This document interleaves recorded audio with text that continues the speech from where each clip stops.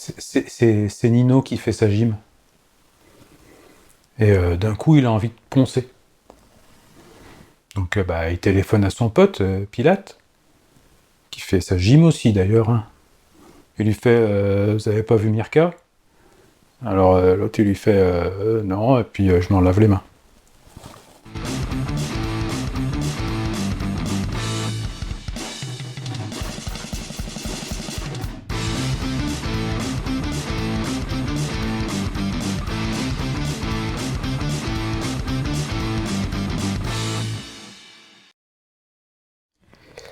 Et salut les boiseuses. Ouais, bon, puis les boiseux aussi, s'il faut. Alors, petit aparté avant de démarrer cette vidéo, j'ai changé pas mal de choses dans le setup vidéo. Donc il est probable que vous verrez peut-être des changements au niveau de la colorimétrie, au niveau de la qualité d'image, au niveau du son, voilà, plein de choses. N'hésitez pas à dire si c'est des choses qui vous ont paru gênantes, qui vous ont agacé l'oreille ou l'œil. Voilà, j'essaierai d'en tenir compte pour améliorer les choses. Voilà, ceci mis à part. Je parle souvent dans les vidéos de l'importance que l'on doit accorder à la finition. La finition, c'est presque 50% de la réalisation d'un élément de mobilier. Et du coup, je parle de ponçage, etc. Et avant, en ponceuse, j'utilisais ceci. Voilà. C'est la Metabo SX 425. Je crois qu'elle est remplacée aujourd'hui par la SX 430, parce qu'elle est vieille, celle-ci, elle a plus de 10 ans quand même. Voilà. Alors c'est une ponceuse qui m'a fait quand même pas mal de temps. J'en suis content. On va pas se raconter d'histoire. Parce que ça fait, mine de rien, ça fait 10 ans que je l'ai, et elle a jamais bougé, hein. Elle est toujours ponceuse, elle ponce toujours très bien. Elle a une très bonne aspiration des poussières. Elle n'est pas trop chère, 160, 170 € pour une ponceuse, c'est un budget assez raisonnable. Il y a beaucoup moins cher, hein, c'est pas la question. Mais pour cette qualité, c'est correct. Quand je dis qu'elle a une bonne aspiration des poussières, c'est que quand j'ai terminé, en fait, j'ai même pas besoin d'épousseter le bois, tellement voilà, ça aspire bien à travers le plateau, donc il faut quand même prévoir des disques avec des trous dessus. Hein. Voilà. Et qu'est-ce que je peux dire de plus? Si elle est facile à trouver, et comme je vous le disais, elle a duré dans le temps. Donc je suis assez content de cette ponceuse. À côté de ça, j'ai quelques petits reproches à lui faire. Elle est assez haute, hein, donc voilà, si on la prend comme ça, elle perd assez vite l'équilibre. Au niveau de l'appréhension, je peux théoriquement pas la prendre comme ça, parce que dès que je la prends comme ça, en fait, je viens boucher les aérations, hein, qui sont quand même importantes donc pour éliminer la chaleur que génère le moteur. Elle n'est pas super efficace, hein. Quand il faut enlever de la matière, c'est pas la bonne ponceuse. Je vais plus sur la ponceuse à bande. Voilà. Mais la ponceuse à bande, c'est assez violent, et puis c'est assez complexe à mettre en œuvre aussi sur des bois qui peuvent éventuellement avoir des assemblages qui se croisent ou ce genre de choses, c'est pas terrible. Donc sur une roto excentrique, dite ponceuse aléatoire ou orbitale, voilà, c'est quand même plus adapté, mais du coup, voilà, elle n'enlève pas beaucoup de matière. Elle est assez lourde, et voilà, on est à 2,3 kg, allez, on va dire 2,2 kg sans le câble, qui pendouille, donc il n'a pas été pesé en entier, mais voilà. Donc c'est assez lourd. On va voir après pourquoi c'est lourd, finalement, 2,2 kg. En fait, on est sur quelque chose de j'appuie ou j'appuie pas sur le bouton, donc on n'a pas vraiment de démarrage progressif, il n'y a pas de variateur dessus. Il y a un variateur de vitesse à l'avant, mais il n'y a pas de variateur. Par contre, elle a deux positions, donc soit en roto excentrique, soit en excentrique seul, c'est-à-dire que ça fait un ponçage qui est plus doux. Donc moi, c'est une machine que j'aime bien, qui est assez polyvalente, qui a un bon rapport qualité-prix, et qui visiblement est assez solide. Voilà. Je ne vais pas vraiment la comparer à celle que je vais vous montrer dans cette vidéo, d'abord parce que je change l'ensemble complet qui me sert à poncer, ensuite parce que j'ai pas suffisamment de recul sur le modèle que je vais vous présenter, mais j'avais envie de vous en parler, surtout que vous êtes un peu responsable de l'achat de ce modèle. Donc voilà pour ce que j'avais. Et donc on va procéder dans cette vidéo à un unboxing, donc un déboîtage, ce qui est assez rare. Et je vais essayer de pas faire un déboîtage classique, on va essayer de rester sur l'esprit de la chaîne. Voilà. Donc j'ai acheté chez Mirka. Tiens. La Deros. Non, pas la Deros, mais une Deros. Donc j'ai commandé sur le site de Maxouti. Je ne sais pas si vous vous souvenez, mais quand on avait fait la vidéo sur les lames de scie, je vous avais mis des liens affiliés dans la description, etc. Vous aviez, pour certains, cliqué sur ces liens, ce qui a généré quelques petits revenus en ce qui me concerne, et ce qui me permet d'acheter un matériel. Et donc je vous présente ce matériel parce qu'on peut presque considérer que ça vous est dû la présentation. En tout cas, voilà. D'ailleurs, je vous mettrai dans la description des liens chez Maxouti, voilà. Et si vous voulez me rendre service, vous cliquez dessus. Et si vous voulez pas me rendre service, vous cliquez pas dessus, puis vous allez acheter la ponceuse où vous avez envie. Moi, j'ai pas de... Voilà. J'oblige à rien. Donc, ce que j'ai acheté, que je reprenne mon bon de commande. Donc, j'ai acheté plusieurs choses. J'ai acheté un pack donc, de la Deros 5650 CV en coffret, avec des accessoires, des consommables, et des choses comme ça. Voilà. Pour la modique somme de 570 € hors taxe, ce qui est déjà pas mal.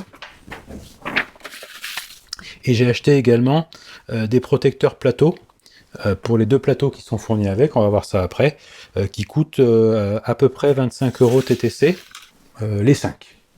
Et on va voir pourquoi c'est pas mal d'investir là-dedans après. Donc qu'est-ce qu'il y a dans le pack? Allez. Donc, on a un systénaire. Alors, je ne sais plus comment s'appellent ceux-là, mais ils sont compatibles avec ceux de Festool, me semble-t-il, de Bosch également. C'est déjà pas mal. Voilà. Donc, on va voir après ce qu'il y a là-dedans. Donc ça, c'est les fameux pads de protection. Alors, c'est juste un espèce de velcro, un double face, avec une face, on peut dire mâle, et puis une face femelle, ça la face qui accroche, et puis la face, voilà, l'autre face. Et à quoi ça sert en fait? C'est juste une protection pour le plateau. Et comme j'ai deux plateaux, il y a des 125 et des 150, voilà. Donc il y a ça. Il y a un adaptateur d'aspiration. Donc l'adaptateur d'aspiration, c'est pour adapter l'aspiration. Je sais pas trop ce qu'il faut en penser, je vais voir comment ça marche. Il y a un tuyau d'aspiration. J'ai un pad d'abrasif, donc de chez Abranet.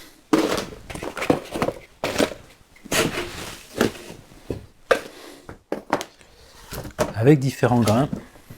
Donc j'ai deux boîtes, donc sur le pad diamètre 125 en 80 et 120, voilà. Et deux boîtes sur le pad de 150 en 120 et 180. Alors on voit tout de suite que j'ai l'habitude de l'unboxing, ça se voit. Et donc là, voilà la bête.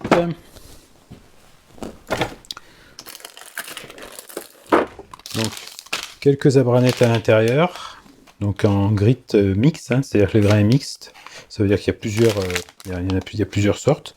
À chaque fois, il y a aussi une protection de plateau qui est livrée. Cette clé-là, c'est la clé qui permet de changer le plateau de la ponceuse. Donc, de changer le pad. Voilà, ça c'est le pad.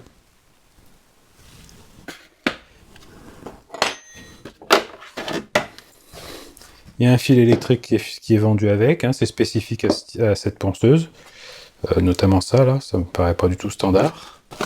La petite dock qui va bien, en 28 langues j'imagine, voilà, parce qu'au début c'est écrit à l'envers, donc à l'envers, c'est une façon de voir parce que pour eux c'est nous qui écrivons à l'envers. Voilà, et si je regarde français, ça va de la page 96 à la page 105, donc grosso modo il y a 10 pages de doc. Voilà. Et je vous rappelle qu'au niveau des modes d'emploi, il faut surtout pas les lire. Ça c'est quand même important. Et enfin, la ponceuse, et c'est là ce qui surprend tout de suite, c'est que quand vous prenez cette ponceuse Et quand vous prenez ma bonne vieille métabo, ben on se pose un petit peu des questions quand même entre les deux. Donc on peut se demander un petit peu pourquoi celle-ci est aussi haute. Et puis je vais en profiter pour la peser. Voilà. Et donc on est à 1074 grammes ou 1075, ça doit dépendre s'il y a de la poussière dedans ou pas, avec le grand plateau. Du coup ça change complètement la vie. Entre ça et le fait qu'elle est beaucoup plus basse, je vous cache pas que quand j'ai sorti la ponceuse de la boîte, je me suis retrouvé comme un con et j'ai dit qu'est-ce que c'est que cette histoire? Avec la petite palette sur le dessus. On va voir après comment ça marche. Mais visiblement, on a changé de monde. Voilà, et donc un pad de plus.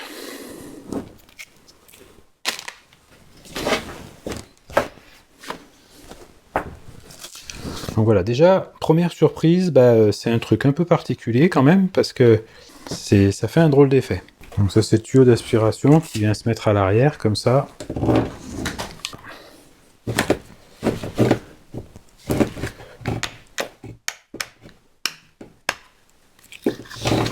Voilà, et qui peut tourner comme ça. Ce qui fait que vous ne pouvez pas faire des tours avec le tuyau. Et qui fait quand même 4 mètres, hein, le bazar là. Et il se trouve que par un hasard extraordinaire, ça connecte. Voilà. Donc j'ai envie de dire tant mieux. Donc moi ce que je vous propose, c'est déjà de faire un petit essai avec pour voir ce qu'il en est. Donc j'ai prévu pour faire les essais un plateau. C'est du noyer d'Amérique. Donc je vais positionner le pad de protection en essayant d'aligner les trous correctement. On va essayer de travailler proprement. Et on va attaquer au 80, pardon. Voilà, donc je mets...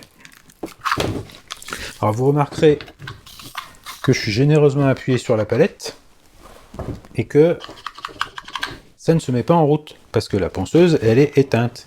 Il y a un bouton on-off ici et c'est uniquement quand ce bouton est appuyé que... Ce que je vais faire, c'est que dans un premier temps, je ne vais pas la relier à l'aspirateur parce qu'on ne se fait pas l'idée. Niveau pression sonore, voilà.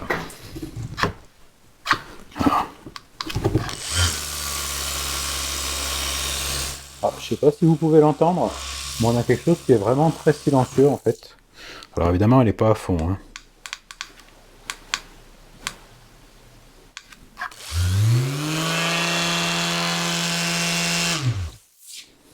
Voilà, là elle est à fond.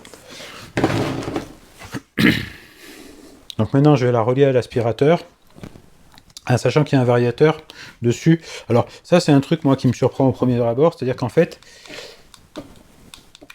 je vois bien que la lumière rouge s'allume, hein.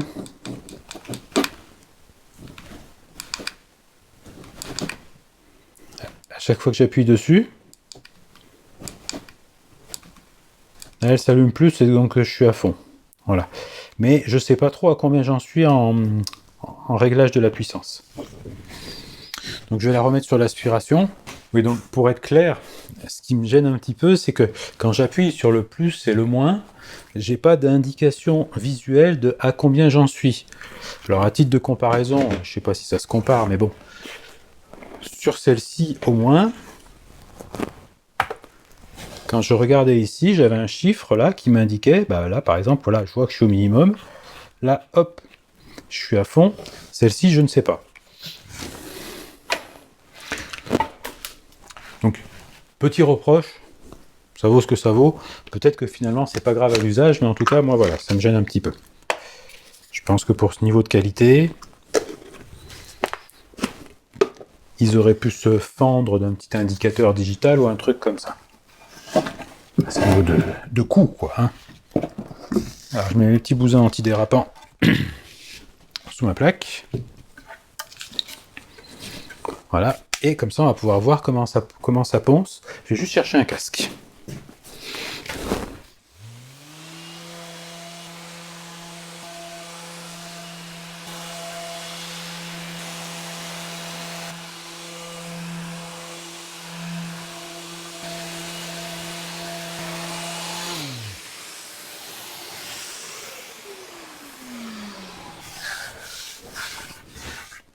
Bon, alors vous allez me dire, l'ancienne faisait ça aussi.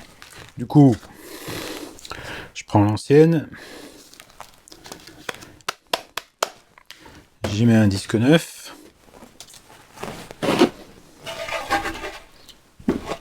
Voilà, je retourne le plateau.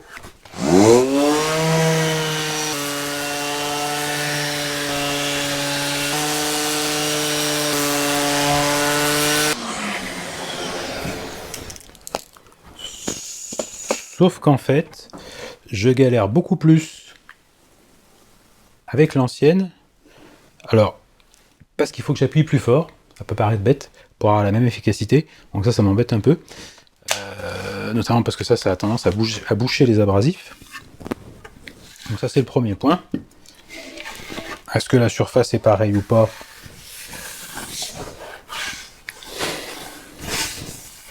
J'ai l'impression que le grain 80 de l'autre est un peu plus lisse. Est-ce que c'est de l'abrasif ou pas? Je ne saurais pas dire.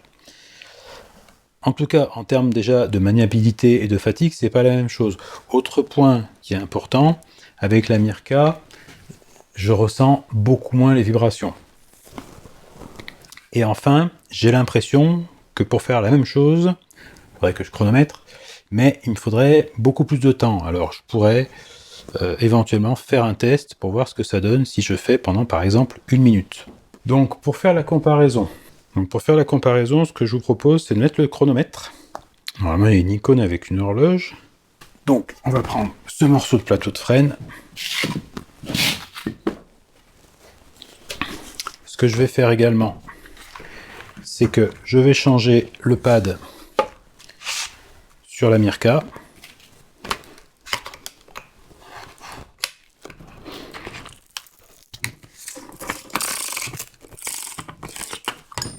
Comme ça, vous aurez vu comment on change le pad.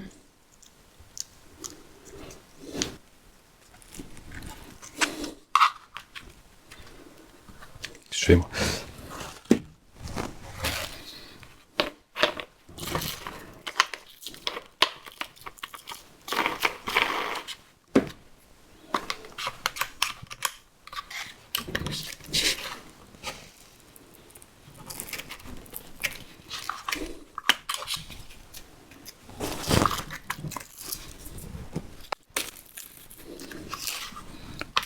Et l'abrasif.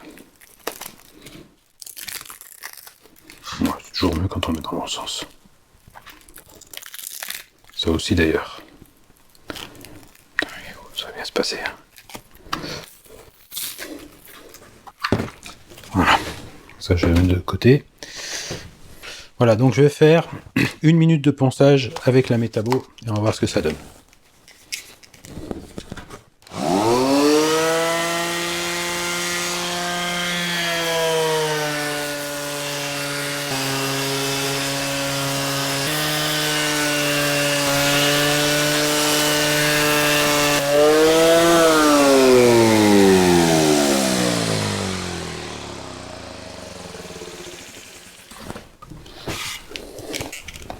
Voilà, donc avec la métabo, j'ai poncé à peu près, on va dire, les 2/3. Il reste encore pas mal de choses à corriger. Je me vois souvent à faire ça, en fait, avec la ponceuse, hein, à l'incliner comme ça, pour aller rattraper un truc. Et ça, je sais que c'est pas top, parce que ça abîme prématurément l'abrasif. On va voir maintenant un petit peu ce que ça donne avec le couple Abranet-Mirka, pour voir si ça valait la peine de mettre du pognon là-dedans. Donc pareil, sauf que... alors j'ai mis le pad... plus petit pour pouvoir comparer en fait entre les deux.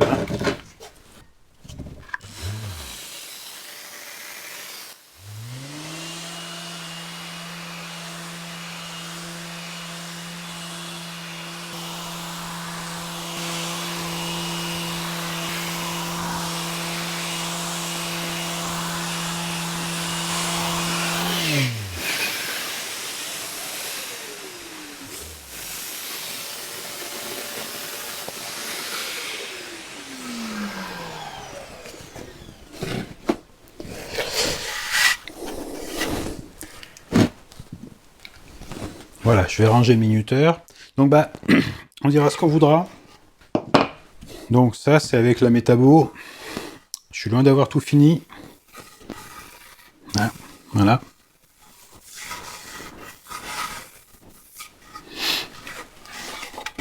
ça c'est avec la Mirka, donc j'ai quasiment fait toute la planche. Alors sauf là où j'ai pas trop insisté, parce que là il y a eu des coups de scie malheureux. Je trouve que j'ai fait beaucoup mieux, en tout cas moi je le vois comme ça, voilà, après ça vaut ce que ça vaut, entre les deux. Hein, là il me manque quand même un bon tiers qui est pas fait en bas. Voilà, je pense qu'on voit bien. Donc pour moi la différence entre les deux en termes d'efficacité, elle est juste énorme. Voilà. Donc ça c'est pour la partie, j'allais dire, purement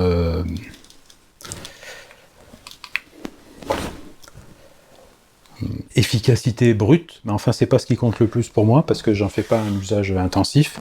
Donc ce qui compte aussi pour moi c'est l'agrément avec le démarrage progressif à la palette. D'ailleurs je vous ai pas montré ça. Couper l'aspirateur momentanément, juste pour le bruit. Hein. Donc l'avantage de la palette c'est ça. Voilà, là je la démarre doucement, sachant que je suis sur la plus grosse vitesse.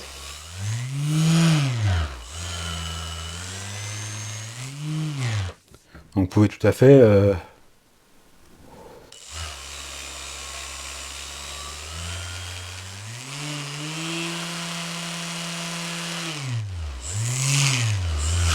voilà, donc ça c'est assez sympa, notamment pour quand on fait des endroits un peu plus délicats où on veut pas penser trop fort. Bien sûr, on peut aussi y aller très cool. Hein. Voilà. Tranquille. Honnêtement, on va pas se mentir, j'ai complètement changé de monde. Je lui reprocherais peut-être de ne pas avoir un mode purement vibrant. Mais bon, comme j'ai sur la métabo aussi. Voilà. Alors, autre point, je vois plein de vidéos sur internet qui comparent les ponceuses Mirka aux ponceuses Festool Rotex. Je suis pas du tout d'accord avec sur la comparaison entre les deux. La Rotex, c'est vraiment une ponceuse qui est faite pour enlever beaucoup de matière. Pour moi, c'est pas une ponceuse de finition, même si Festool a tendance à dire le contraire, qu'elle est polyvalente, etc. Pas tout à fait d'accord avec ça. Je pense qu'on peut comparer les Mirka aux ETS.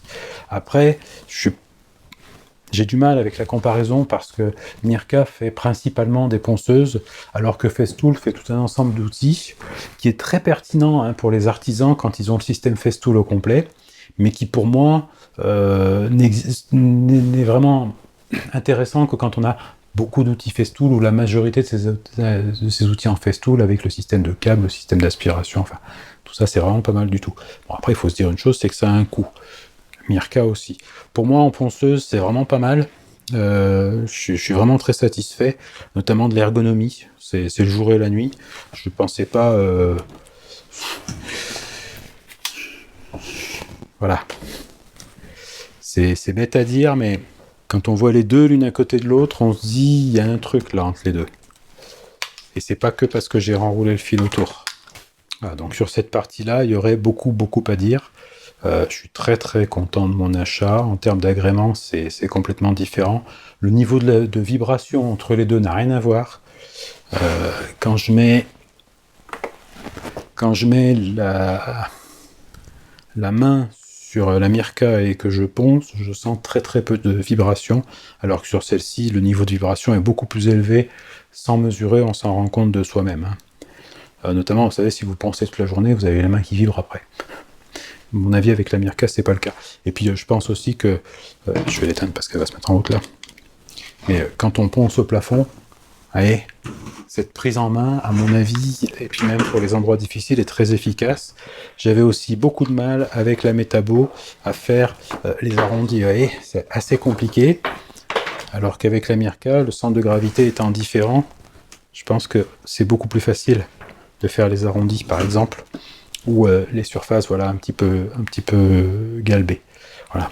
Et Dieu sait que le galbe, c'est important. Voilà, c'est à peu près tout ce que j'avais à dire là-dessus. Alors j'espère que vous n'aurez pas eu la sensation d'un unboxing super commercial. J'en dis pas beaucoup plus parce qu'il y a aussi l'expérience que j'en aurai dans un an. Donc je vous ferai un retour dans un an. Bientôt je vais faire une vidéo sur un an avec la Felder KF500 que j'ai depuis maintenant un peu plus d'un an, mais ça compte pas, c'est pas très grave. s'en fout que ça fasse pas tout à fait un an, pour vous faire un vrai retour d'expérience. Donc dans un an, je referai une vidéo sur cette ponceuse Mirka, et je vous dirai ce qu'elle est devenue après un an, sachant que beaucoup de gens trouvent qu'elle est fragile. Voilà, sur ce, je vais faire le montage de cette vidéo. Je vais regarder si le montage d'une vidéo, comme j'enregistre maintenant, me prend moins de temps qu'avant.